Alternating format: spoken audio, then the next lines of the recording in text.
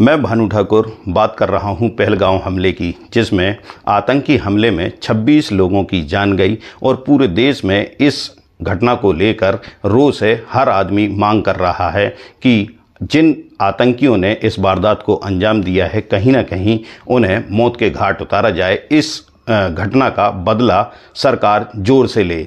ऐसे में सरकार भी हर प्रयास कर रही है कि न सिर्फ आतंकी बल्कि आतंकियों के उन आकाओं की जो इस तरह की ट्रेनिंग देते आ रहे हैं। ऐसे में एक तरफ जहां आतंकियों के ठिकाने पर सरकार या पुलिस द्वारा लगातार उनके ठिकानों को तोड़ा जा रहा है और उन्हें ढूंढने की हर संभव प्रयास किए जा रहे हैं, वहीं दूसरी तरफ एक और सरकार ने ठोस निर्णय लिया है, जिसमें सिंधु नदी का पानी जो कि पाकिस्तान जाता है उसे रोकने की बात कही गई है। लेकिन सवाल उठता है कि जो सिंधु नदी में पानी आ रहा है अलग अलग 6 नदियों के माध्यम से, क्या उसे रोका जा सकता है?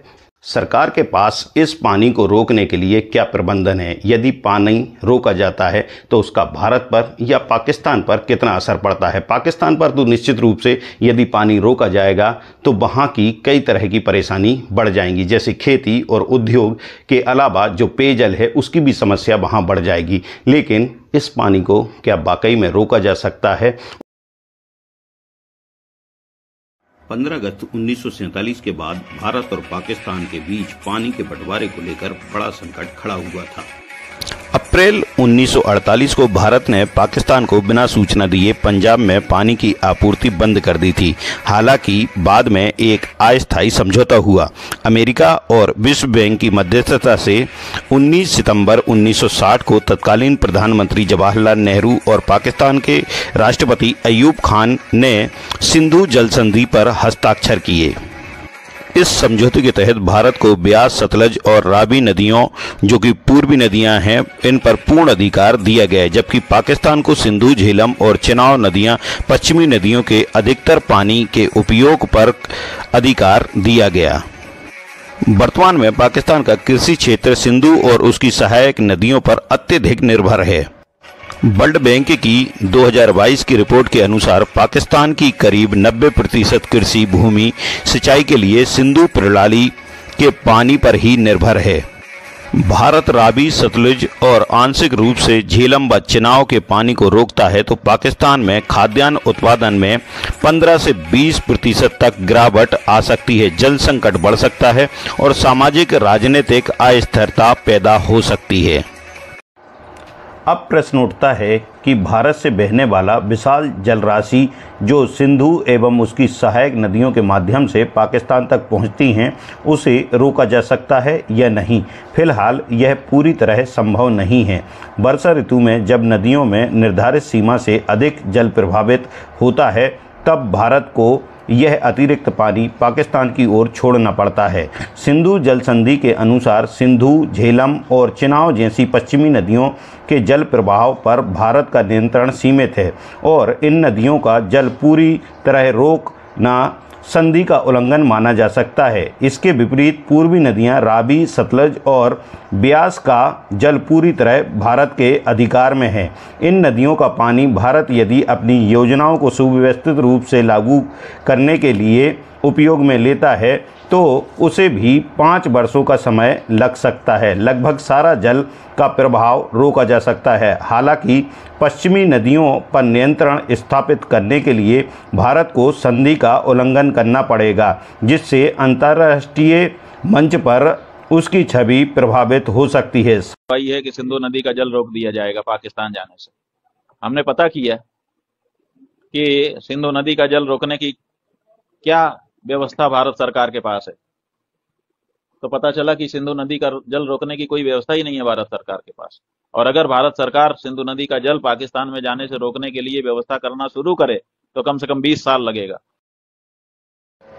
यथार्थ यही है कि वर्तमान परिस्थितियों में भारत चाहे अनचाहे पश्चिमी नदियों का एक बड़ा हिस्सा पाकिस्तान में प्रभावित होने देना मजबूरी है। कह रहा है कि भारत पाकिस्तान की ओर जो पश्चिमी नदियां हैं तीनों, सिंधु, झेलम और चिनाब, उसका पानी तुरंत रोककर पाकिस्तान को दंडित कर सकता है।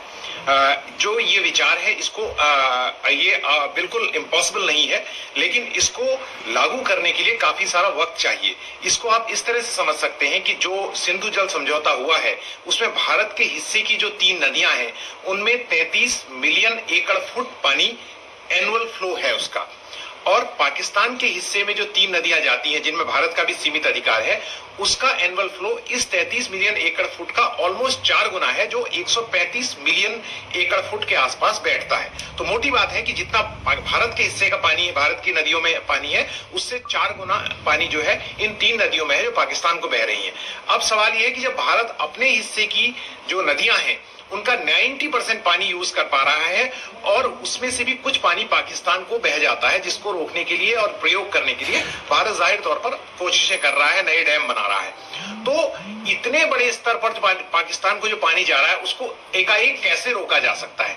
तो ये एक बड़ा सवाल है। इसको ठंडे दिमाग से सोचना है कि इसके लिए इंफ्रास्ट्रक्चर चाहिए, और भारत छोटे प्रोजेक्ट जो run of the river project उसको अलाउ किए गए हैं वो बना भी रहा है पश्चिमी झेलम, चिनाब और दूसरी सिंधु नदी पर, लेकिन उसमें पाकिस्तान की ओर से ऑब्जेक्शन भी उठाए जाते रहे हैं। तो भारत कर सकता है, अपने प्रोजेक्ट को शुरू कर सकता है। मिसाल के तौर पर तुलबुल प्रोजेक्ट जो है उसका रुका हुआ है काफी वक्त से, जो वूलर लेक को नेविगेशन के लिए बनाया गया बन रहा था प्रोजेक्ट, तो लंबे समय से रुका हुआ है। तो भारत ऐसे प्रोजेक्ट शुरू कर सकता है। भारत को तो 4 मिलियन एकड़ फुट पानी को संग्रह करने का भी अधिकार है। भारत को बहुत सारी कृषि जमीन जो है, कोई शायद 13 मिलियन एकड़ में यहाँ पर आंकड़ा चेक करना पड़ेगा, उसको सिंचित करने का भी अधिकार है। तो भारत इन सब चीजों को ऑप्टिमम अभी यूज नहीं कर रहा है। तो वो अपने ऑप्टिमम यूज तो कानून के तहत भी करे तो भी पाकिस्तान में जाने वाला पानी कम होगा। लेकिन अगर भारत पूरी तरह से तय कर ले कि उसे रोकना है पानी, तो उसके लिए उसे बहुत सारा इंफ्रास्ट्रक्चर खड़ा करना होगा, और ये एक हवाई किला बनाना है कि रातों रात पाकिस्तान सूख के परेशान हो जाएगा। उसके लिए वक्त लगेगा और इंफ्रास्ट्रक्चर खड़ा करना पड़ेगा। उसके लिए टेक्नोलॉजी चाहिए, उसके लिए साइंस चाहिए जो है उपलब्ध, इंजीनियर चाहिए और बहुत सारा पैसा चाहिए। को पूरी तरीके से समझने और लोगों के विचार सुनने के बाद यह तो समझ में आता है कि इस पानी को रोकना इतना संभव नहीं है जितना हम आसान समझ रहे हैं, क्योंकि बारिश के दिनों में जब भारी पानी आता है तो उसे हमें मजबूरन पाकिस्तान की तरफ छोड़ना ही पड़ता है।